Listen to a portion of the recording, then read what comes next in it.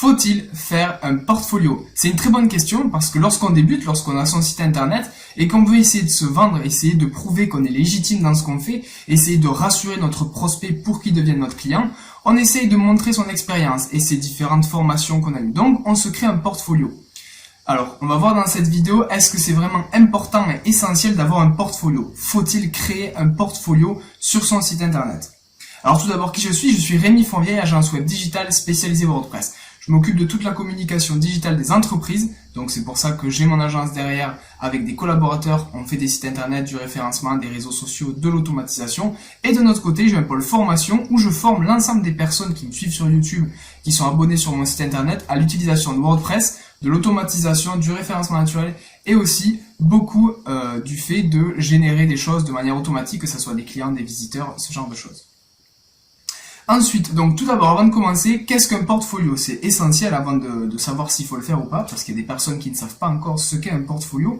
Un portfolio, comme je l'ai expliqué au début de cette vidéo, c'est simplement un dossier personnel dans lequel on va parler de ses acquis en termes de formation, en termes de compétences, d'expérience, de projets. Par exemple, si vous êtes un maçon, votre portfolio, ça va être par exemple l'usine que vous avez réalisée à tel endroit, la maison que vous avez réalisée à tel endroit, le pôle santé dans telle ville. Ça, ce sont vos projets, c'est votre portfolio.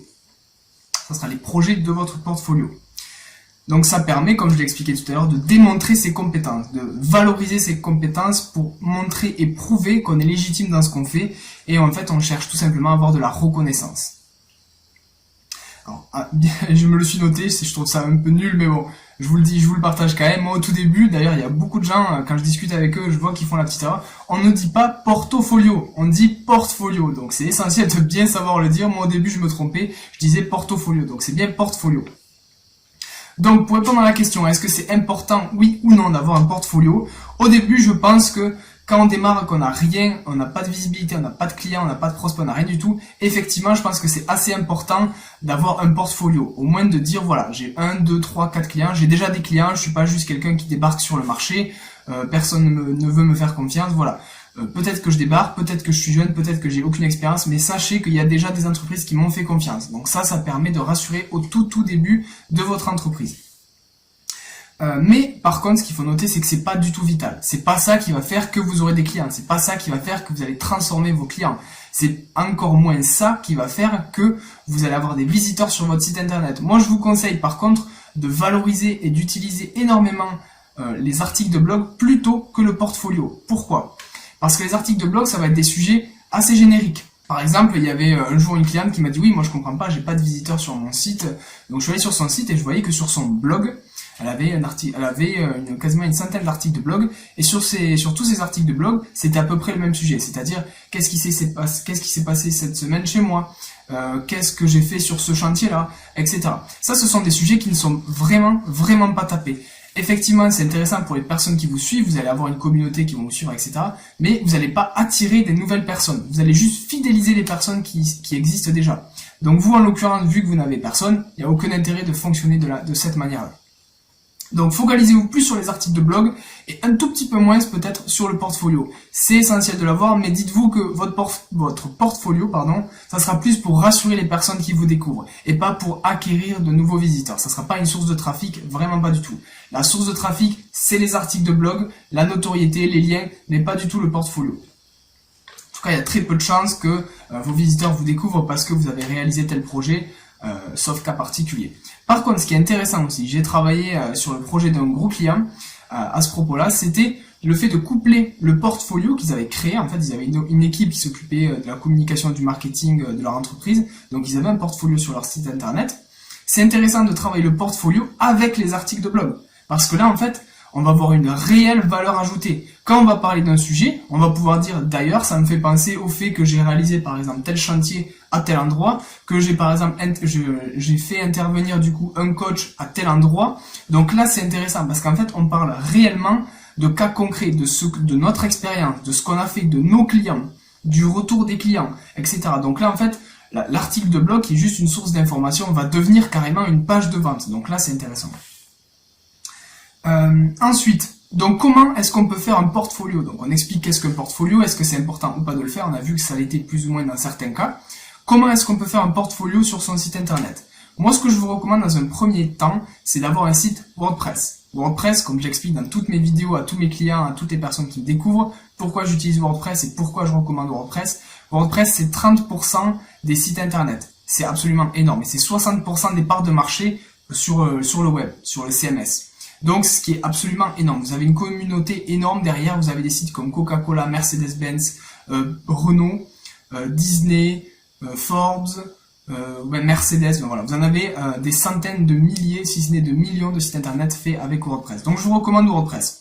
Avec WordPress nativement, donc c'est-à-dire naturellement, quand vous allez ajouter WordPress, vous allez avoir la fonctionnalité portefeuille, projet ou portfolio. Ça revient à la même chose.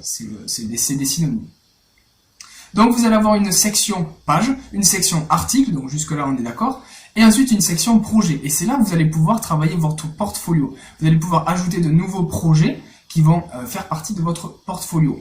Dans ce même portfolio, du coup, vous aurez des projets, des catégories de projets et des tags de projets. C'est exactement le même fonctionnement que sur les articles de blog. C'est-à-dire que vous allez avoir les articles de blog, les catégories d'articles de blog et les tags, les étiquettes d'articles de blog.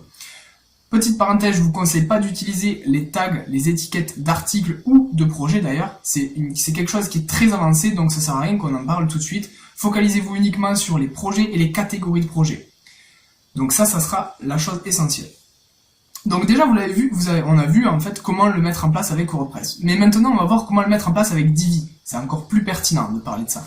Divi, c'est quoi? Divi, c'est le constructeur de page numéro 1 sur WordPress.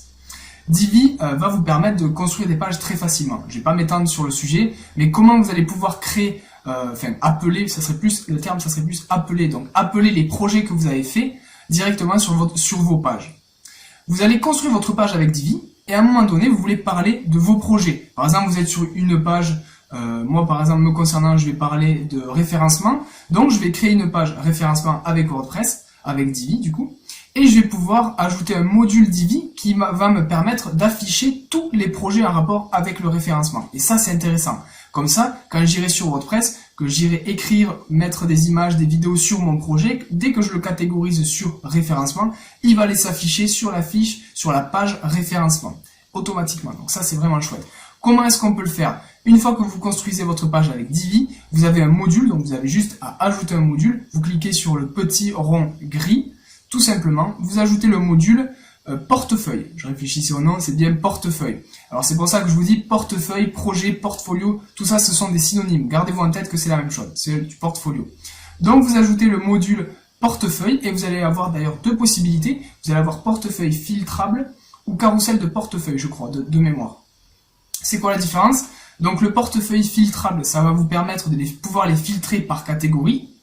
Ça dépend ce que vous voulez, mais ça peut être super intéressant. Et le portefeuille carrousel, imaginez que ça soit l'ensemble de vos projets, en fait, de votre portfolio, de tous vos projets, qui soient sur une page, sur une seule ligne, en fait, et vous allez pouvoir faire défiler directement tous ces projets.